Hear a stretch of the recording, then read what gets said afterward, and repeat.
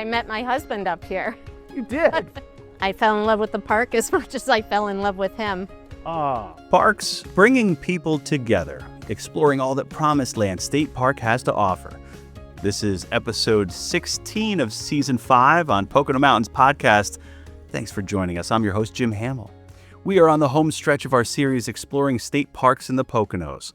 Recently, this month, we explored Promised Land State Park, which is in Pike County, not far from Interstate 84.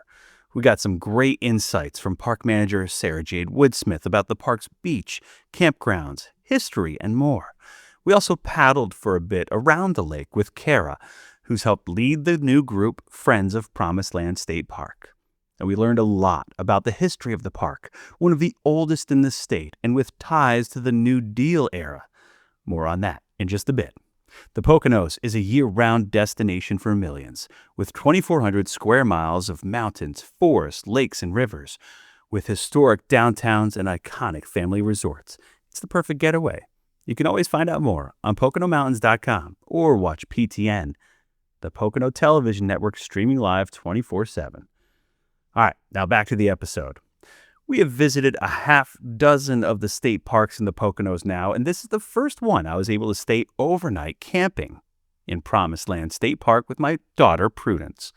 Here's an overview of the park, as well as some reasons why folks love it so much, from park manager Sarah Jade Woodsmith and Kara Derry of Friends of Promised Land State Park as we kayaked on the lake together.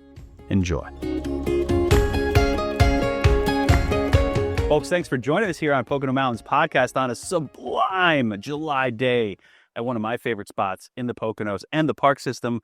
This is Promised Land State Park. I'm with Sarah Jade Woodsmith. She's the park manager here at Promised Land. Tell us just what this place means to so many people, being that it goes so far back. It's one of the oldest state parks in the state. That's right. We have a lot of people. They come here, visitors. They'll tell me, oh, I've been coming here my whole life. My parents were here. My grandparents grew up here.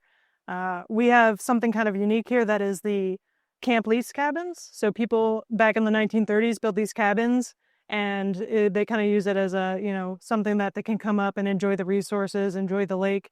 And we have people who literally had these cabins for generations. And they are very, very tied to the park. And we have people who come here and we camp here every year on this week, or we come up, a few times a year. And sometimes these people travel from a large distance even, or people traveling through. They say like, oh, this is our favorite place to stop when we're heading from Kentucky up to Arcadia into Maine.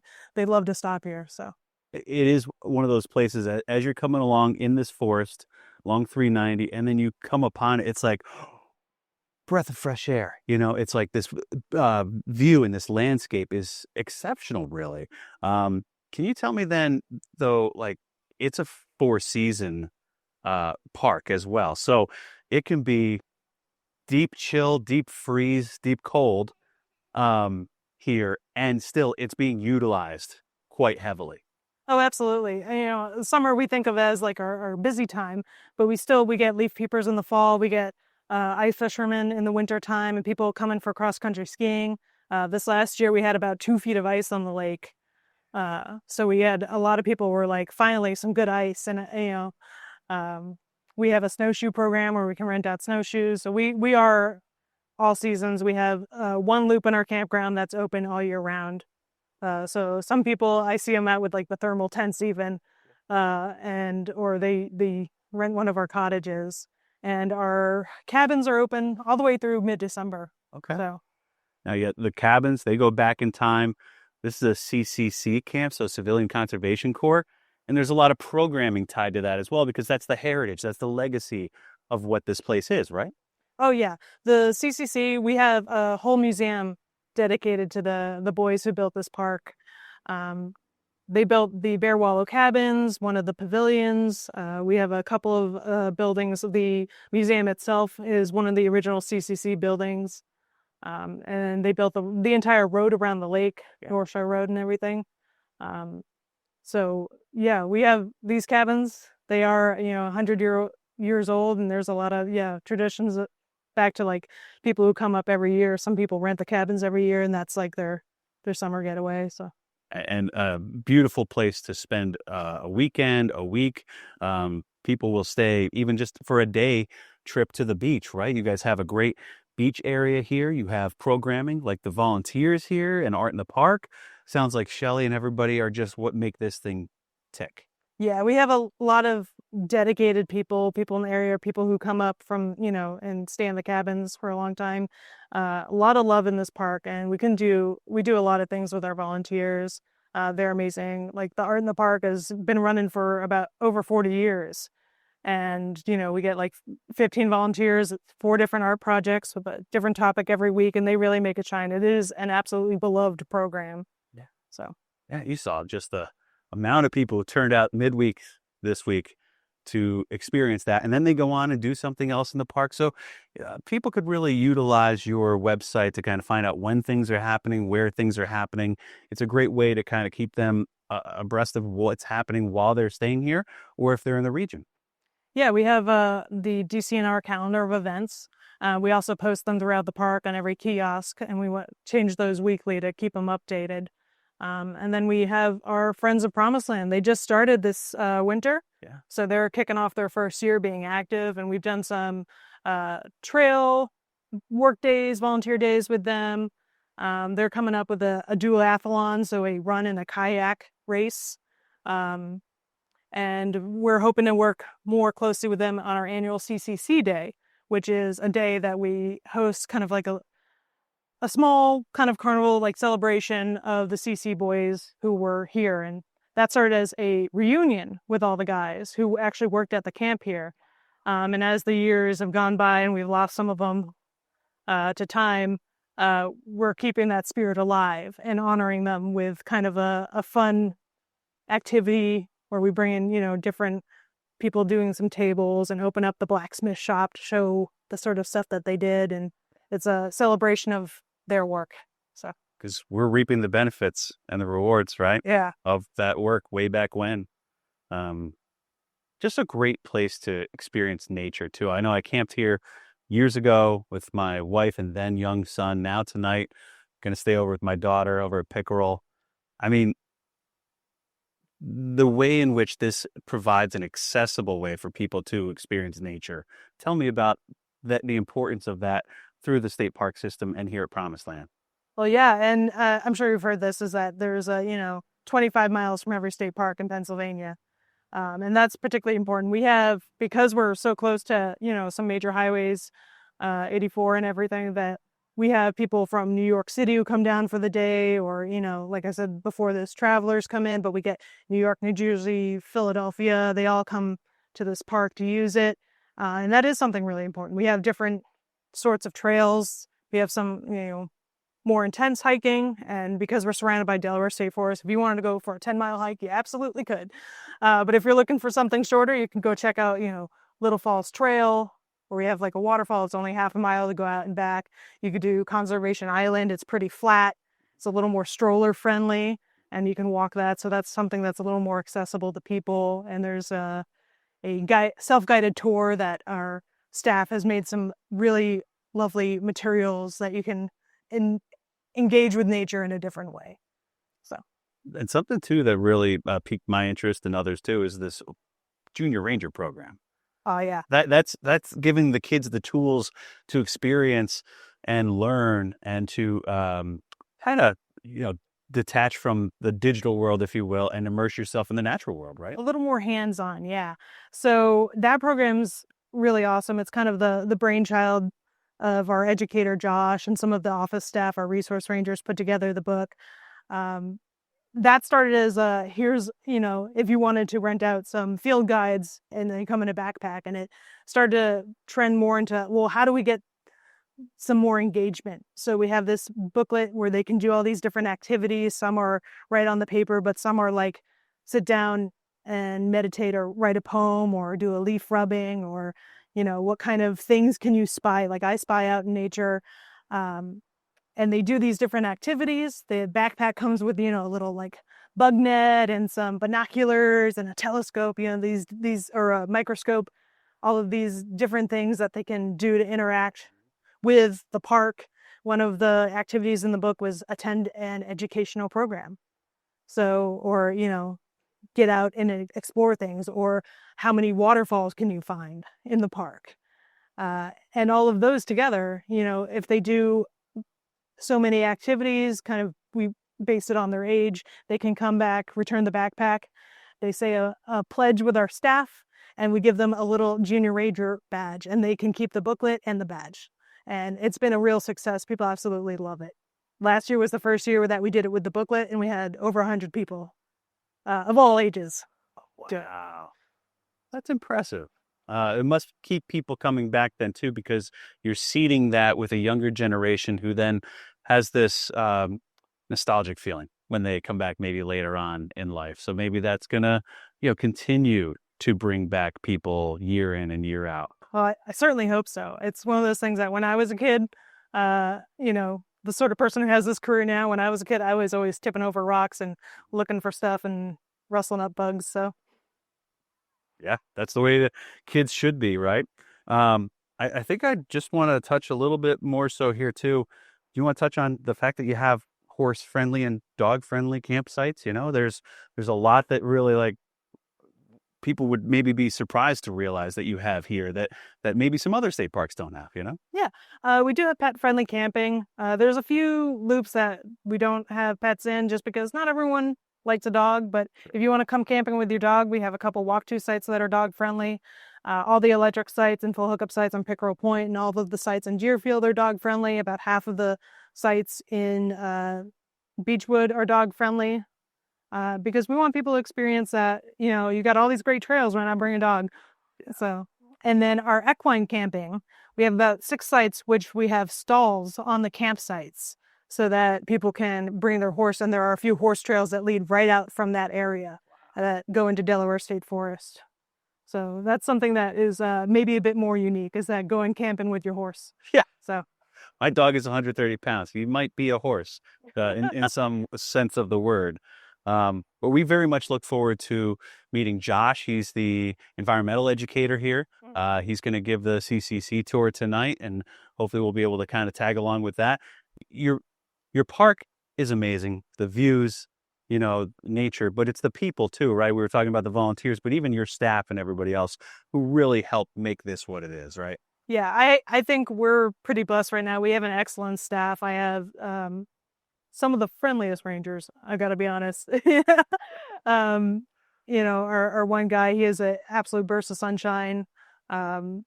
Our resource rangers have put so much dedication and work into the materials that they've done. One of our resource rangers, Leslie, she's been working really close with a volunteer, and they really whipped into shape the native garden behind the museum. It looks awesome. I wish I had some before and after pictures, but I just got the after pictures, unfortunately, and it's really fantastic. So that's great. Promised Land State Park, just a picturesque lake over here with the glistening water. Breeze blowing, definitely low humidity compared to of late, and a great place to spend a lot of camping memories, a lot of beach memories, a lot of fishing or hiking or biking. It's just got everything, doesn't it? Yeah. And speaking of fishing, this is something I don't know if you know, but you can actually check out fishing pools up at the park office like you would a library book. That's a great move right there. So you don't even have to BYO fishing pole. Yeah, all you need is you need to get your fishing permit. True. But you can check out, we give you a little tackle box with a few things in it, and you can go on out and go fishing, return it the next day.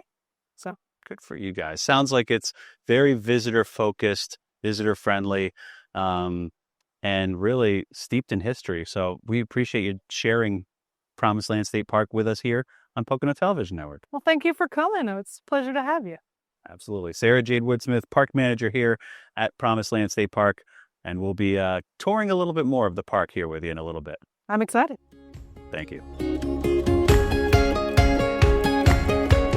Now for that paddle with Kara Derry with Friends of Promised Land State Park. Enjoy. It really is gorgeous, Kara. You guys have really taken to this park so much that you wanted to be an official friends group. Yes. And What's that been like? It's been awesome. We have 10 solid board members who are very enthusiastic, and we come from a diverse background. We have members who live in the Philadelphia area. We have local people involved in the Friends group. Yeah. We have a woman that's up in Scranton, and we even have a board member that lives in Alaska who has strong ties to the park. How about that? He basically grew up, he did grow up in the area. His dad loved it here. His parents loved it here. And then we have a good group of 20 volunteers Okay. that come out and assist with things like trail days, our duathlon that's coming up, and other events. Tell me about that duathlon, because that's a biggie right now as we paddle in the month of July. That's the beginning of August. Yes, we are going to, the athletes are going to paddle a half mile out from the beach where we just came, Yep. which is almost to the channel, turn around and paddle back to the finish line. But before they do their 1 mile paddle, they will run a 5K, which is 3.1 miles. Right. They'll go down North Shore Road, which is part of the park. Very quiet, tree-lined road, nicely paved. And then they'll transition to the paddle portion. And that's something of not just kind of creating a fundraising stream, but, to create awareness and some affinity for what this park has to offer. It's the fact that you can do land and water. Yes, anybody can do a 5K. A lot of people put on 5Ks as fundraisers, which is great, but we wanted to add that special twist to add this lake, which is a key area of the park. Yeah. And we do, as you can see, we have a lot of paddleboarders, kayakers. Yeah. Looks like just, kids out here on a summer day, or big kids like us, right? Just enjoying Mother Nature. Yes. Yeah, I grew up on a lake that has a public access on one side and a dead-end dirt road with cottages on the other side. And it just is like quintessential Poconos to have that body of water where you see people maybe from out of state or people you grew up with, and it's just like this commonality that you have when you're out here, quite literally on the same level, enjoying the same exact resource. It's special. Yeah. It is very special. We all love it. Love it. That's why we are advocating strongly for the park, Right. and seeing how we can work in conjunction with the park management to make improvements to the park that wouldn't fit under their state budget. They're Right. only allocated so much money. Sarah Jade seems like a wonderful manager to work with. The staff, she speaks so highly of them, and she's, beaming that she has your group now to, support some of those maybe deferred maintenance aspects, because again, money doesn't grow on trees, right? And there's always a need beyond what the state budget can handle. Yes, and it's not just maintenance projects. We're not ready to disclose the park's wish list at this point, Sure. because things happen and ideas might change, but we're looking to have some capital improvements, things that would enhance park visitors' experiences. There's a lot of accessibility things, right, for all types of modalities and ways in which people can access things that I've seen other parks implement. So no doubt, this is just the beginning of something that you guys are excited to head down the road on, with a lot of intention. It seems like, you might be only a year old. Not even a year old. Not even a year old. We just started meeting in January. Okay, so half a year old, man. And already you're off to the races. Yes. Literally and figuratively. Yes. And we have some great community support. The businesses in the area, probably not allowed to, I can't call them out here. We'll get them on, they've been on our social media pages, but great support from the business community to sponsor our duathlon. So that's been great. I think we have a dozen sponsors, business sponsors. Wonderful. Yes. What's your personal connection with Promised Land? I met my husband up here. You did? Yes. That's a pretty We personal met. connection. It was actually a blind date. It was 8 years ago, Labor Day weekend. How about that? And I fell in love with the park as much as I fell in love with him. Oh, We just got married this past December. congratulations. Thanks. And did you have any aspect of the park involved with the ceremony? A little too No. cold in Well, December? yeah. This December especially. December 21st. So Oh, yeah. maybe we could have. Yeah. It did end up snowing that day, but you never know with the weather. Yeah. No.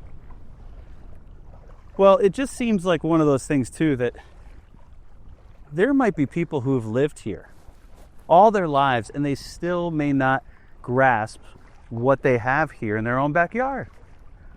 What's that leave you kind of like wanting them to realize the most about Promised Land? Not just maybe the most popular side, like the beach side or the camping side, but there's more to it than that. I'd like them to get out on the trails. My husband and I, we walk a lot of the trails and go mountain biking as well, but we were out on Boundary Trail. We went down the 1800 trail, connected to the Boundary Trail, and came out at the big inlet. So that was a nice 3-mile hike. Yeah. It wasn't a difficult hike, but it got us out and moving. And there's always the potential to see wildlife. The bears are out there right now looking for blueberries. Yes, they are. But don't worry, good the eating, bears won't get you. No. They're more afraid of you than you are of Yeah. them. Yeah, and you know what's best about this lake is that if you listen, there are no gas-powered Right. boats allowed on this lake. Yeah. Just the quiet electric. You can only go so fast, so you don't have the fear of the ripples or the loud noises from the engines. That's right. And these are all private residences? These Cottages? these are state leased cabins. People own the cabin, but they lease the land. I got you. And they have to be Pennsylvania residents. I see. Okay. So they have to have a house somewhere else in And do Pennsylvania. they have to lease them by the, I guess you would say, by the season or by the weekend? By the, doesn't matter? It's a 10-year lease. Oh, I see. Yeah. That's renewable. Right. But again, they own the actual house, the building. Yep.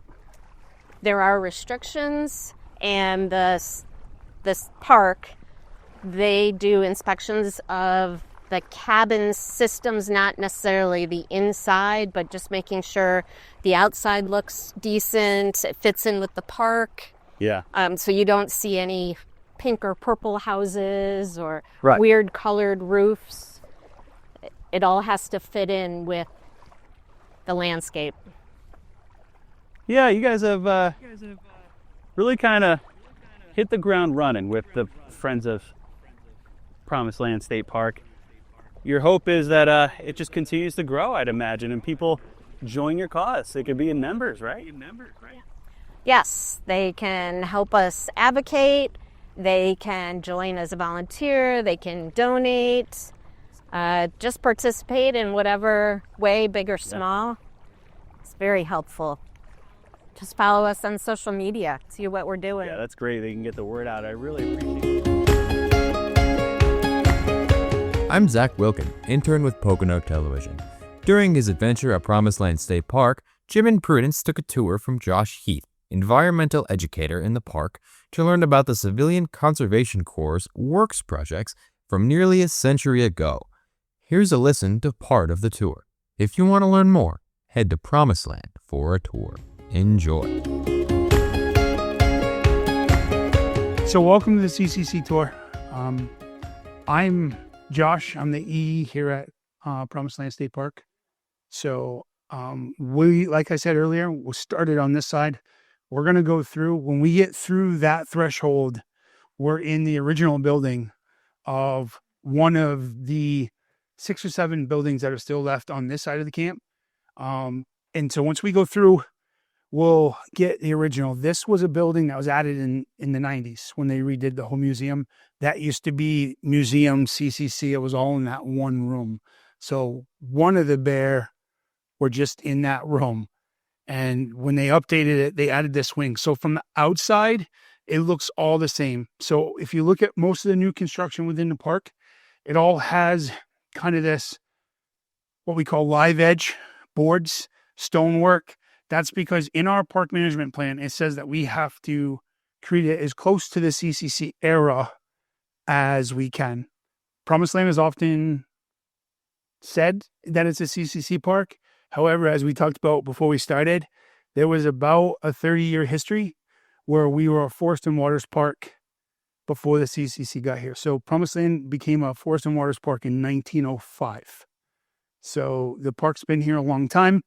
In 1933, the CCC were put here until July of 1941. But a bulk of what you guys still use today was created during those 9 years. So we'll go on the other side. Once we cross over, the first panel is right here. Like I said, that is the beginning of the tour. Because don't remember, this is a self-guided. It's set up to be self-guided. Today you get me. So you can come in and the panels work down the wall. And then you come out and you come back out this door. Today, we're going to go in and we're actually going to go out the original doorway because this probably would have been a window and not a door because this would have been the edge of the building. You'll notice the floor is different. So when you step through, we're in the original side.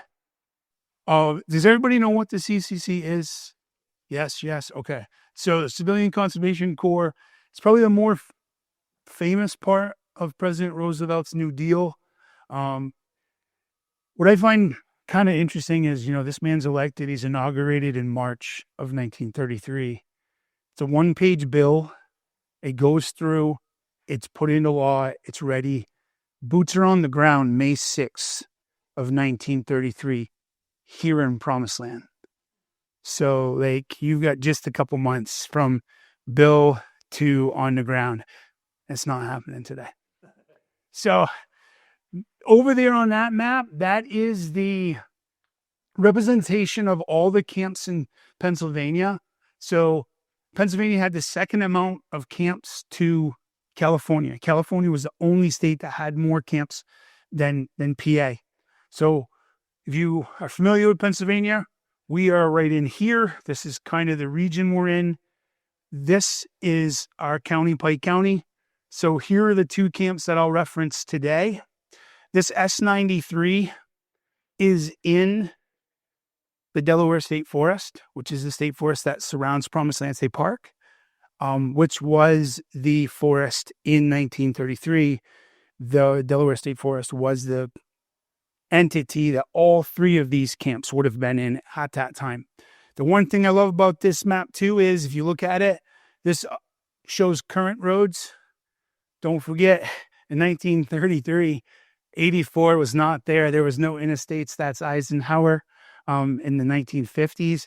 From what I understand is that highway didn't come through till around the 70s. So it was even much later than that by the time they got to construct in 84.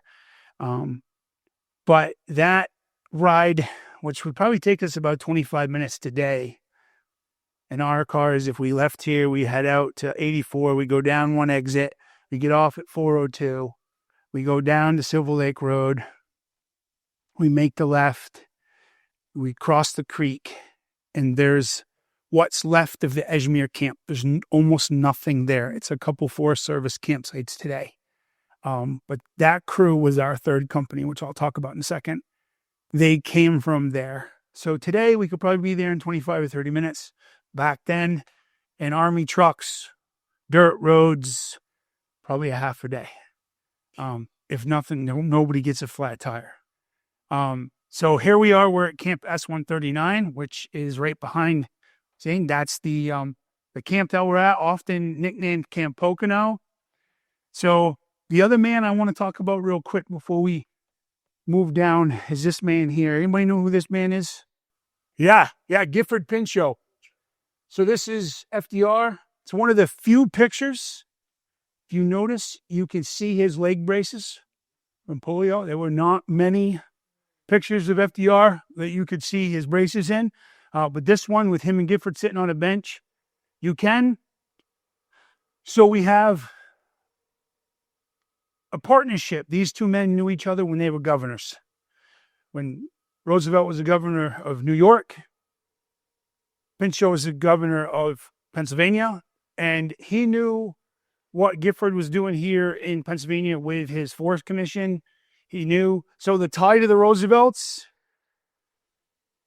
through Pinchot, because Pinchot was Teddy's chief Forest Service. So he had that work professionally. Then as an older man, governor, he knew how to do that. So he knew Pennsylvania had some issues with conservation and timbering and this industry where a lot of our natural resources had been logged off or mined.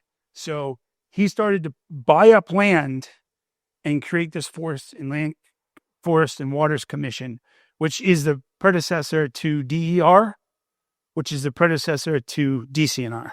So all the same agency, just different name changes and role changes and divisions of departments. So as we move down here, we'll talk a little bit about 1933, May 6th. You guys can come closer. Don't worry about him. He'll work where he needs to go. May 6th, 1933, cold, damp, rainy day. They get on the train in Cresco and they're put into army trucks and they're sent up here to Promised Land. That group of young men came out of Maryland. The second group came out of Alabama. That had to be a shocker. You board trains in Alabama, you come up through, you get off a train in Cresco, and you get on army trucks and you come up here. I like to think that happened in the wintertime. I don't know if it did or not, but that's the story I like to think about.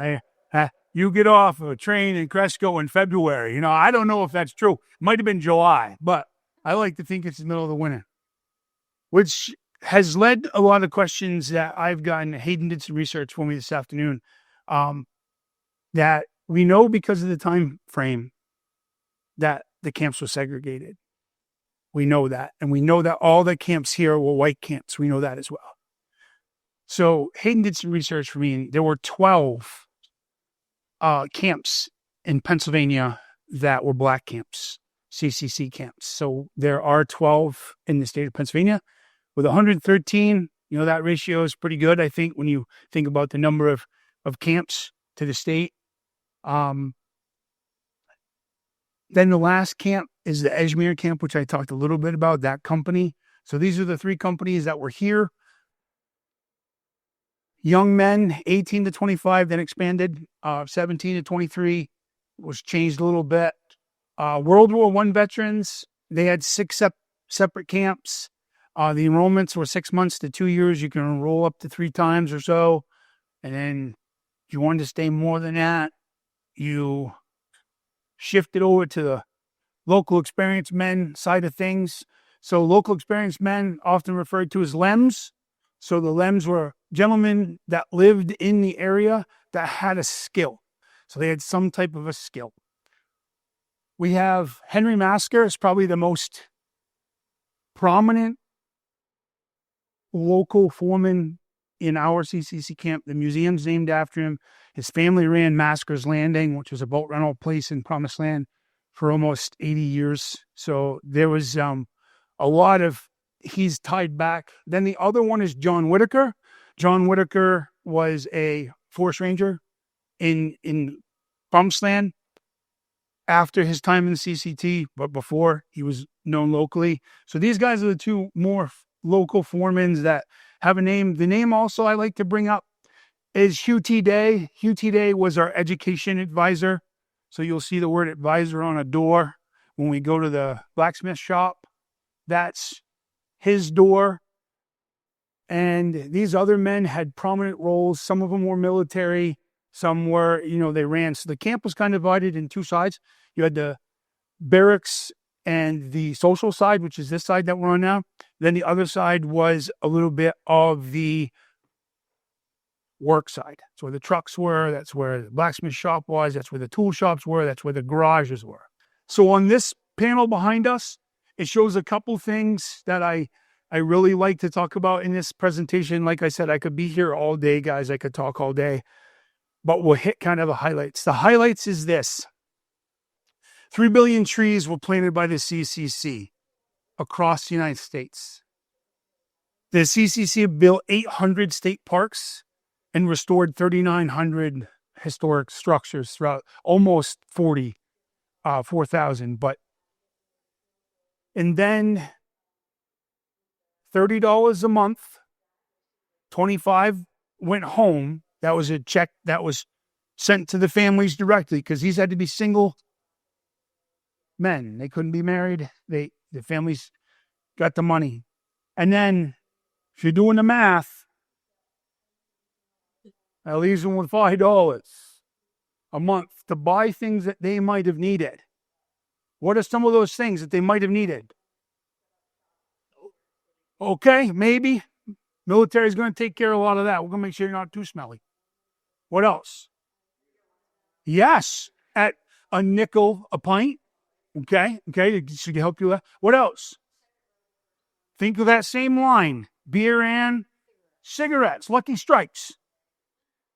How about one other popular thing that none of us do today that is probably under the age of 50?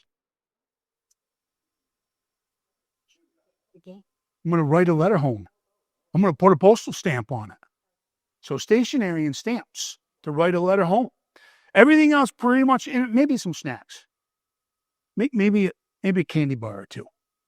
Because the mess hall is not going to provide that. You know, they're gonna make sure I gain some weight. So 20% was the average weight that was gained by CCC men during the course of their enrollment.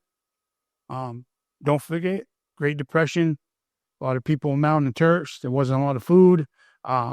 There was a lot of people out of work. That's how this program goes. This is the big one for me. 40,000 illiterate CCC boys were taught to read and write during this program. I feel like that's a huge number. They were taught to read and write. They were taught to, that's where Hugh T. Day comes into play. That was a big part. They realized quick that they needed a representation from the Department of Education, and that they were appointed to work with the advisors and get things that were out. So some of the things they learned was mechanical skills, how to work on vehicles, how to read blueprints, how to do some basic carpentry along with learning to read and write. But some of the fun things they did was play music and sports. So around the corner is some of the posters from the sports. So I talked about the Army. So these two, this panel and then this representation of a barracks, which was painted by a volunteer who may be standing over there in the back of the room. So what I like is there's two or three signatures. Okay. All right. So what I love is if you look at the mural, you'll see where it's signed in two ways. One, the artist's script, and then one with the print on the side of the tote. Because and then the other one's sneaky artist signature right under the stove leg. Anybody see that? Why won't you make sure? I love that because it's two. That's right. And what I like about this is they were issued. These guys were issued these totes. All your belongings had to go in the Foot Locker. So the bed was made, and then inspections. So uniforms. Everybody asked me why CCC boys don't have a shirt on in a lot of pictures. I come up with two reasons. One real, one Josh. The real reason is uniforms were wool and cotton t-shirts. Anybody done any work in July heat in a cotton t-shirt? Yeah, it's usually pretty wet within 4 or 5 seconds, right? So it's heavy, it's cotton, it's wet. So you just take that off, it's useless. How about working in July in a long sleeve wool shirt? No, that's not happening either, right? So often these clothes were heavy, they were wet, they were warm. Let's get that right off my body. The other reason that I come up with is if I had a body like that, I'd be shirtless too. But I don't, so I keep my shirt on. That's how that works. Promised Land State Park, watch for the full segment on the August episode of Pocono Mountains Magazine and learn more at PoconoMountains.com. Thanks for listening to Pocono Mountains Podcast. We'll have a new episode each week highlighting lots of the fun things you can experience while you're visiting the Poconos. Subscribe and leave a review and or comment on whatever platform you listen. Now you've got the Poconos in the palm of your hand. For places to stay and shop. And stories about the Pocono Mountains. Go to PoconoTelevision.com to download the app and get the information you need for your visit with us. We're back. Thanks for listening to Pocono Mountains Podcast. I'm Jim Hamill. Now for Pocono Mountains Podcast Extra. Not too far from Promised Land is another one of the Poconos conservation efforts, Lackawack Sanctuary. A few years ago, PTN visited Lackawack, which has hiking trails, history, and educational opportunities for all ages. Enjoy. Hi, everyone. It's Jim Hamill, and we are here at Lackawack Sanctuary. It's near Lake Wallenpaupack, and this property dates back to the early 1900s. But what is here now behind these gates is a special place for learning, for scientific research, and for preservation. So we want to show you what this place is all about, as the public is welcome to come hiking and learn a lot about nature. I think Lackawack's unique because it encompasses really the three things of our mission, which is research. So we do scientific research on the environment. So you'll see scientific equipment out on our lake, sometimes in the forest when you're hiking. And then we do education programs. So we have an education center. So we do K-12 programs for students, field trips here, as well as the general public on the weekends and weekdays for things like hikes and paddles on our lake. And then the third part is preservation. And that's basically preserving the 550 acres, as well as the historic buildings that are here on property. Historic buildings including this, the Watrous Lodge, the first of the original Pocono Mountains vacation homes built way back in 1903. It's a setting for weddings, fundraisers, and more.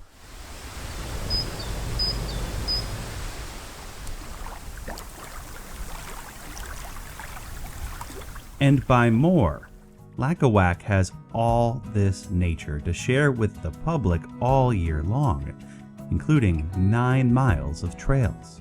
We were obviously founded to do our mission, but also to be open to the general public so that they could enjoy nature, learn a little something. Our trails are kind of interactive. We have QR codes on the trails, and there are things to learn and to experience while here. So it's not just like you're going for a normal hike, It's not like you're just going to a state park and just, hiking or going for, a stroll on one of the trails. Like here, we try to engage the public to kind of learn a little bit of something about protecting the environment, about nature, about, what they're experiencing while they're walking through Lackawack.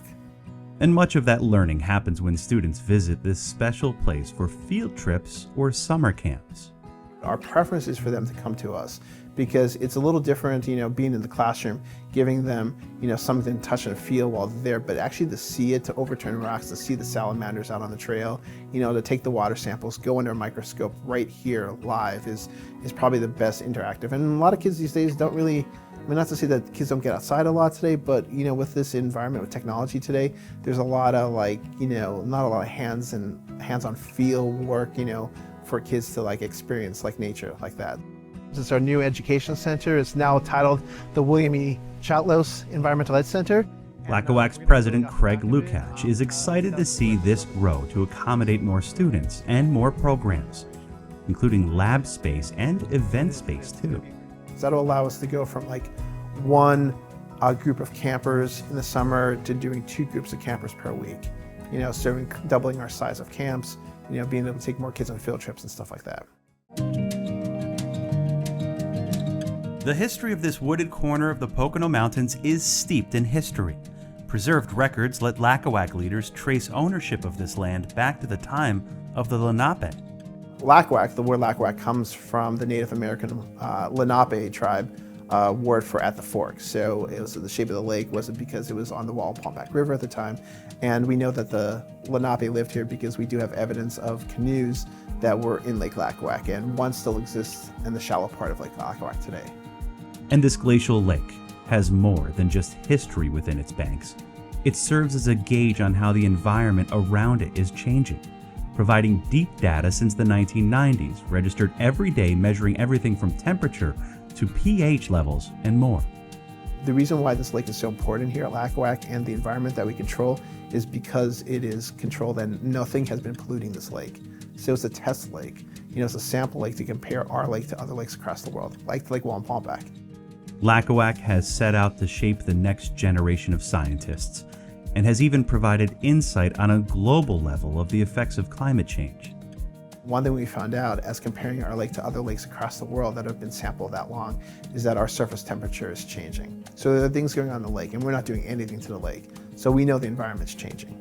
And long story short, our lake was used to be part of a report for the UN on climate change and to show how the environment around us is changing. And while change is a constant, one thing that remains the same is the need for donations and volunteers to keep the mission at Lackawack alive. To learn more, head to lackawack.org. That's LACAWAC.org. Jim Hamill for the Pocono Television Network. Lackawack Sanctuary, another gem in the Poconos when it comes to hiking and science. Learn more at PoconoMountains.com. We hope you enjoyed Pocono Mountains podcast. Please remember to subscribe anywhere podcasts are available. Come visit us in the Pocono Mountains. Plan your trip today.